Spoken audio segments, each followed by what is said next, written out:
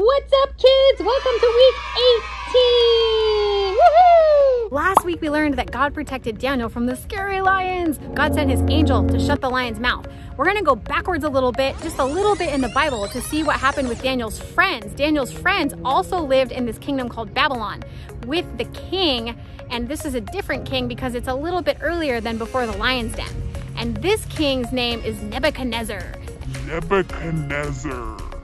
And Nebuchadnezzar was a very mean king.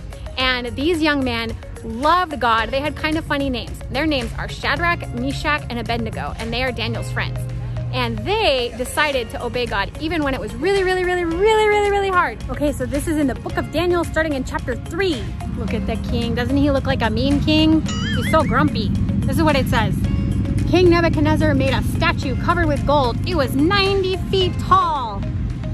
He set it up near Babylon. Then a messenger called out, "Worship the gold statue.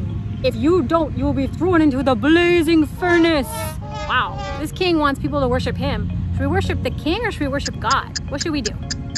We should worship God and only God. What do you think the young men are gonna do? Shadrach, Meshach, and Abednego. Do you think they're gonna worship the statue or are they gonna worship only God? It's kind of scary, right? Nobody wants to go into a blazing furnace. Some men said, Shadrach, Meshach, and Abednego don't pay any attention. They refuse to worship the statue. They don't want to worship the statue. They only want to worship God. They're making the right choice even though it's the hard choice. Nebuchadnezzar, the king, called for them, and this is what he said. Nebuchadnezzar burned with anger. The king said, Shadrach, Meshach, and Abednego, worship this statue I made. If you don't, you'll be thrown into the blazing furnace. Then what God will be able to save you? What God can save them? I'm pretty sure there's a God that can save them. This is what they said. They're so brave because they have the power of God helping them. The God we serve is able to bring us out of this fire. But even if he does not, we will not worship the golden statue. We only worship God. Then King Nebuchadnezzar was even more angry. Then King Nebuchadnezzar ordered them to be thrown into the blazing furnace. He said, throw Meshach, Shadrach, and Abednego into the blazing furnace. The furnace was so hot that its flames killed the soldiers who threw them in there. It's so hot, even the people that put them in there died because it was like burning. The 3 men were firmly tied up and they fell into the blazing fire. And then King Nebuchadnezzar leapt up to his feet. He said, look, I see 4 men in the furnace, walking around in the fire like they're fine. Didn't we only throw 3 men in there? One of the men in there looks like one of the sons of God. He thought he saw an angel in there. Who do you think is in the furnace with them? Then the king shouted, Shadrach, Meshach, Abednego, come out. So they came out of the fire, and the fire hadn't harmed their bodies at all. The fire hadn't hurt them at all. Not even one hair on their head was burned. They just walked out of there untied like they were totally fine. They didn't even smell like smoke. What did Jesus just do? Then King Nebuchadnezzar said, may the God of Shadrach, Meshach, and Abednego be praised, because no other God can do what their God has done. No other God can save like this. Oh, who was in the fire, you guys? It was Jesus. Jesus was in the fire. Fire doesn't hurt Jesus. Jesus made fire. Jesus made everything. He can do everything. So he got into the fire and he didn't let the fire touch his people.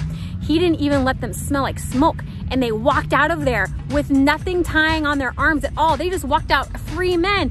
And then Jesus got all this glory because King Nebuchadnezzar, who didn't believe in God, believed that God could save and said, everybody should worship him. Nobody gets to say anything bad about the living God, the true God who saved Shadrach, Meshach, and Abednego. Isaiah 41:10 says, do not be afraid, for I am with you. Do not be dismayed, for I am your God. I will strengthen you and I will help you. I will hold you up with my righteous right hand. Isaiah 41:10. Jesus is with us now and forever. Don't be afraid. Don't worry. This is your weekly Bible verse. 1 Corinthians 16:13. Stand firm in the faith. Be strong. Stand firm in the faith. Be strong. 1 Corinthians 16:13. We can stand firmly knowing that God is powerful and big, and we can stand up against what is wrong and stand up for what is right. Even when it feels scary, Jesus will help us. Jesus is always, always, always with us. He never leaves us or forsakes us. Stand firm in the faith. Be strong. 1 Corinthians 16:13. It would have been wrong for Shadrach and Meshach and Abednego to bow down to the statue and worship the statue, because the only true God is the one living God. They knew that, and so they stood up for what was right and good, even when it was really scary. And God protected them. He helped them to have courage and bravery, and he was with them even in the fire. After Jesus came back to life, he appeared to all his disciples except for one, and that was Thomas. Thomas said, I don't believe that Jesus is alive, and I won't believe it until I see him with my eyes and touch him with my hands. Then I'll believe. And then Jesus walked through the wall and said, Thomas, see and believe. Touch the owies in my hands and know that I am alive. Thomas fell on his knees and worshiped Jesus. And Jesus says, Thomas, you believe because you've seen me, but blessed are the people that have faith in me, even though they haven't seen me. And that's you and I when we believe in Jesus. We haven't seen him with our eyes, but that's okay. We can have faith that he's here with us now.